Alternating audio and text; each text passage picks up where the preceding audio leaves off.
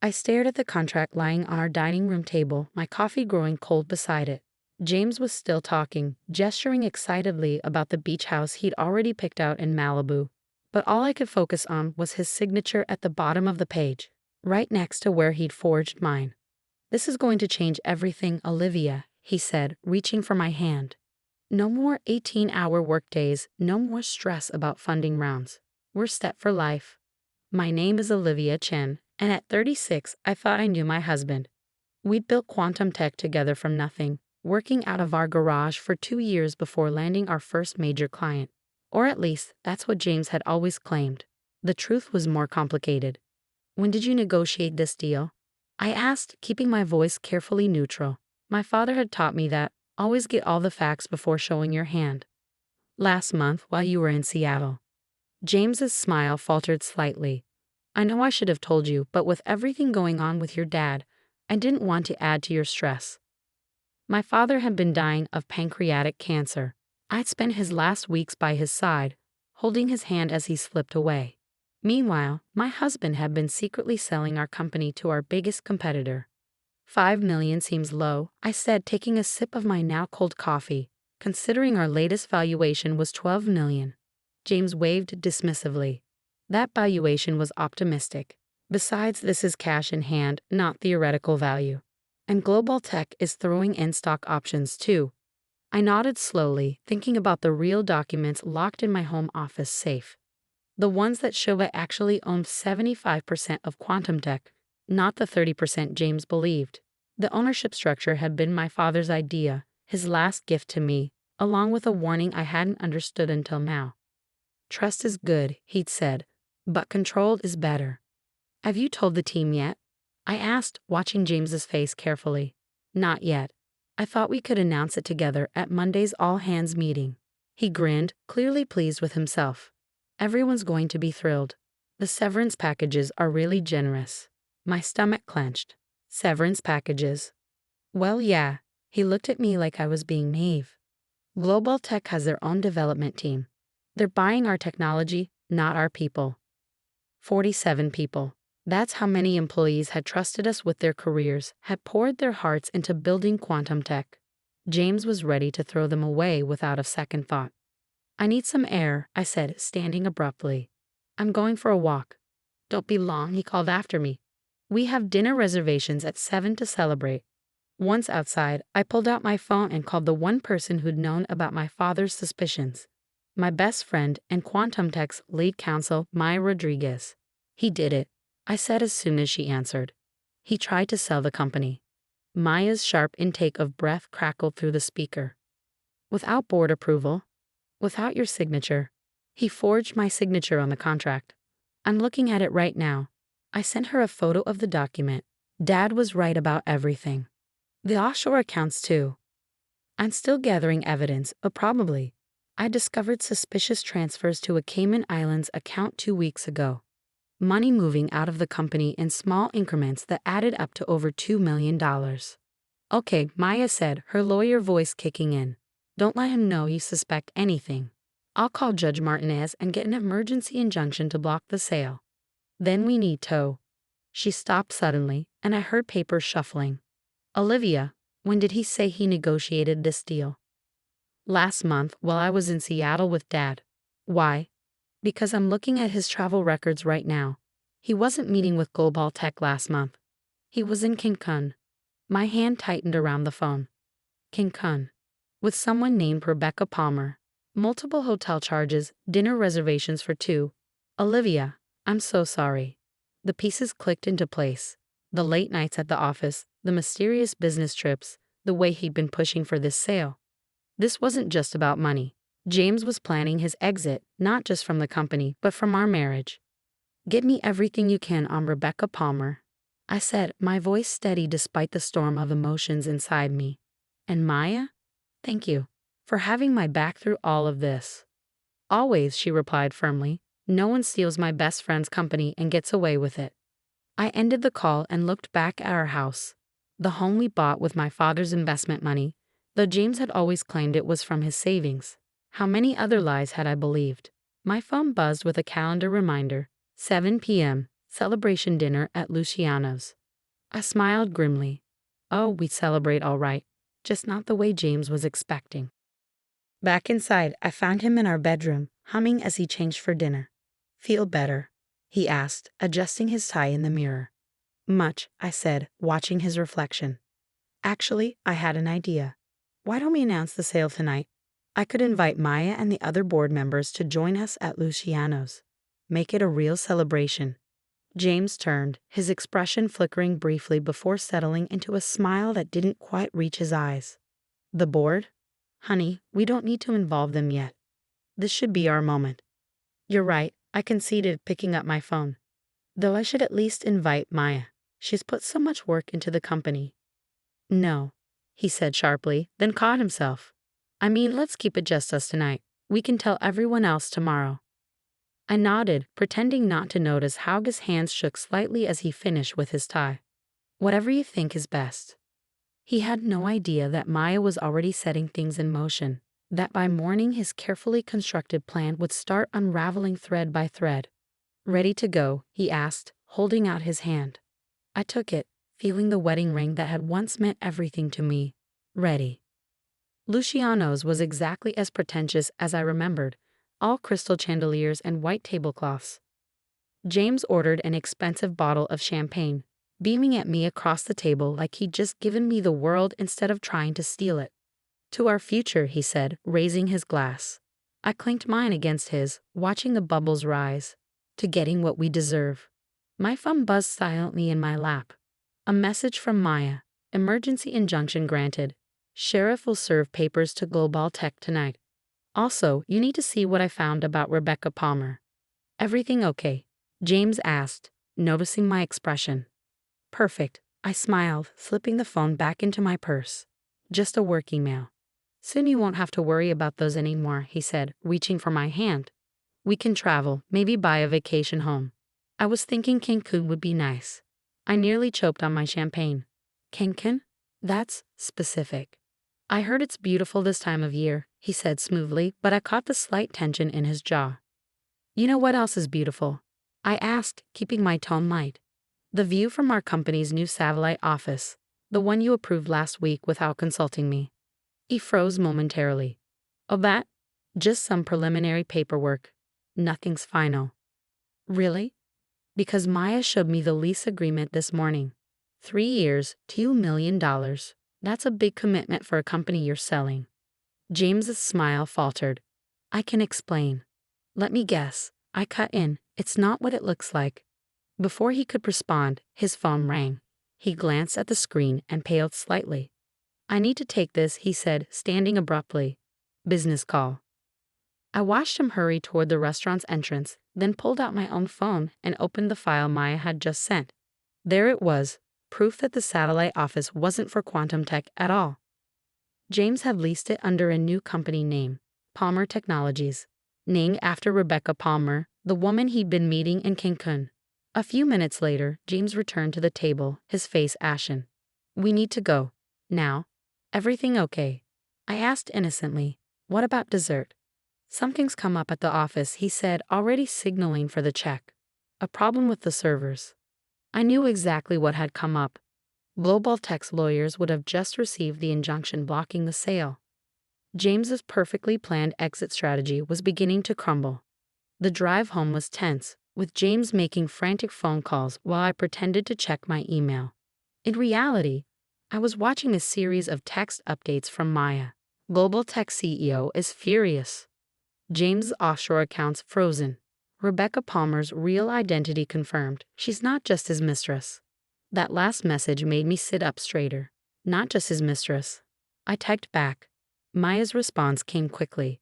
She's QuantumTech's VP of Acquisitions. This wasn't just an affair. It was corporate espionage. The pieces were falling into place. James hadn't just been planning to leave me. He'd been working with our competitor to steal our company's technology. The sale was just a cover for transferring our intellectual property to QuantumTech. As we pulled into our driveway, James was still on the phone, his voice rising in panic. What do you mean they got an injunction? Who could have? No, that's impossible. I have all the necessary signatures.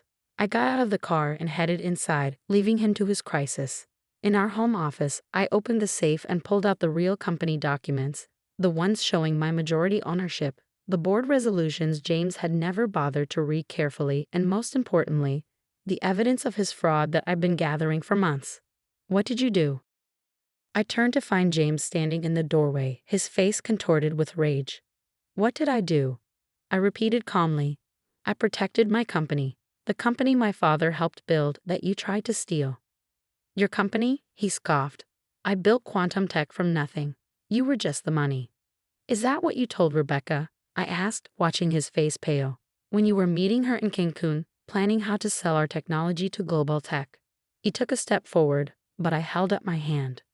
Before you say anything else, I continued, you should know that Maya has copies of everything. The forged documents, the offshore accounts, your meetings with global tech. Corporate espionage is a serious crime, James. You're bluffing, he said, but his voice shook slightly.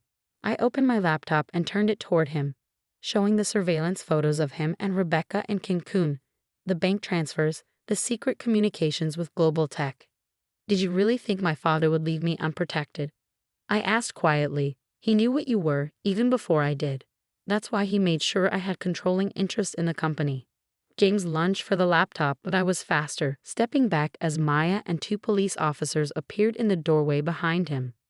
James Thompson, one of the officers, said, you're under arrest for fraud and attempted corporate espionage. As they led him away in handcuffs, he kept looking back at me, his face a mask of disbelief and rage. You'll regret this, he spat. You're nothing without me. I watched from the window as the police car drove away, feeling strangely empty. The man I'd loved, the life I thought we built together. It had all been a carefully constructed lie. Maya touched my shoulder gently. You okay?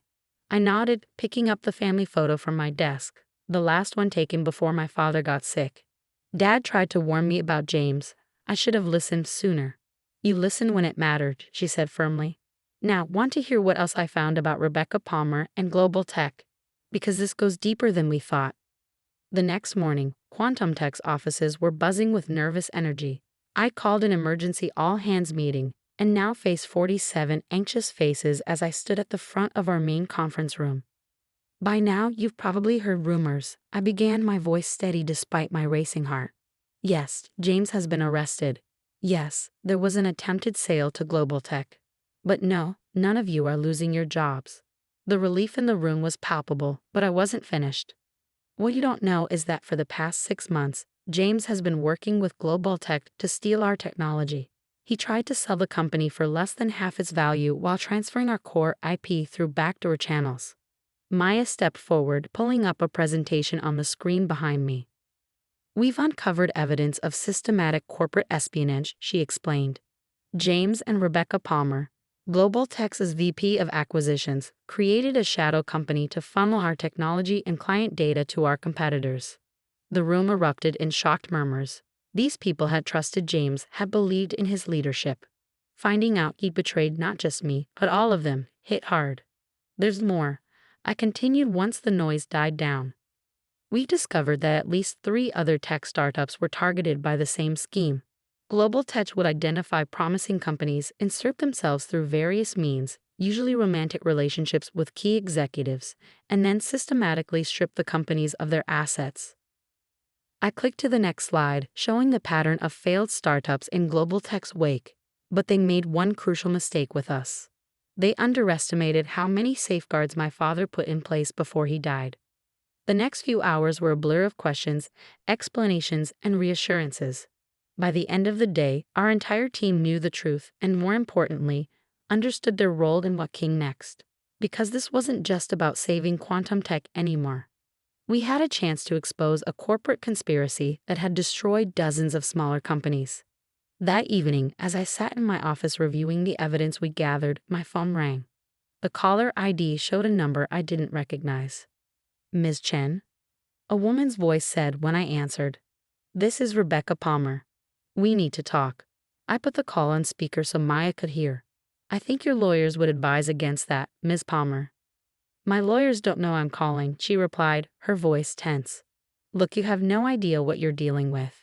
This goes way beyond James or Global Tech. Then enlighten me. She paused and I could hear traffic in the background. Not over the phone. Meet me at the Riverside Park in an hour. Come alone. I looked at Maya, who was already shaking her head. It's a trap, she mouthed. Why should I trust you? I asked Rebecca. Because I have proof that your father's death wasn't natural, she said quietly. The cancer diagnosis, it was engineered. The phone nearly slipped from my hand. What? 1 hour.